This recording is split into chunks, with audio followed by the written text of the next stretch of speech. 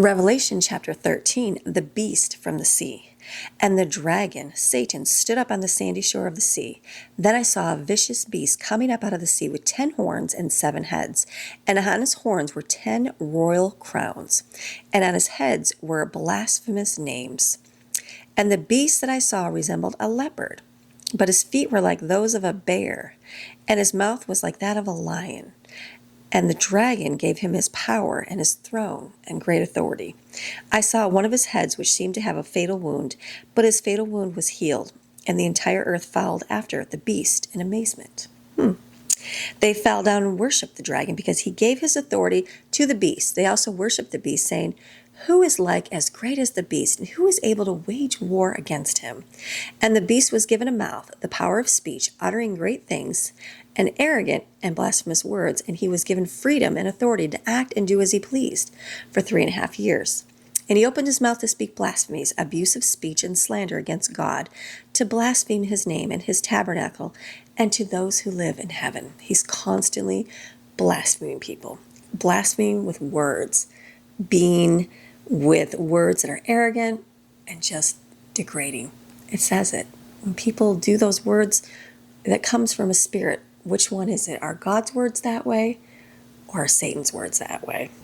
He was also permitted to wage war against the saints, God's people, and to overcome them, and authority and power over every tribe and people and language and nation.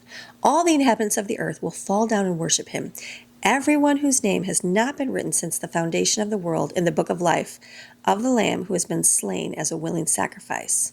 If anyone has an ear, let him hear.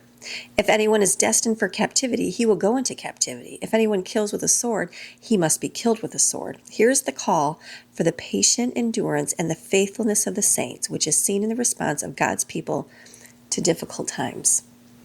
The beast from the earth. Then I saw another beast rising up out of the earth. He had 2 horns like a lamb, and he spoke like a dragon.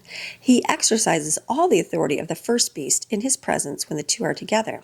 And he makes the earth and those who inhabit it worship the first beast whose deadly wound was healed. He performs great signs, awe-inspiring acts, even making fire fall from the sky and the earth right before people's eyes. And he deceives those unconverted ones who inhabit the earth into believing him because of the signs which he has given by Satan to perform in the presence of the first beast, telling those who inhabit the earth to make an image to the beast who was wounded fatally by the sword and has come back to life. And he has given power to give breath to the image of the beast, so that the image of the beast will even appear to speak and cause those who do not bow down and worship the image of the beast to be put to death.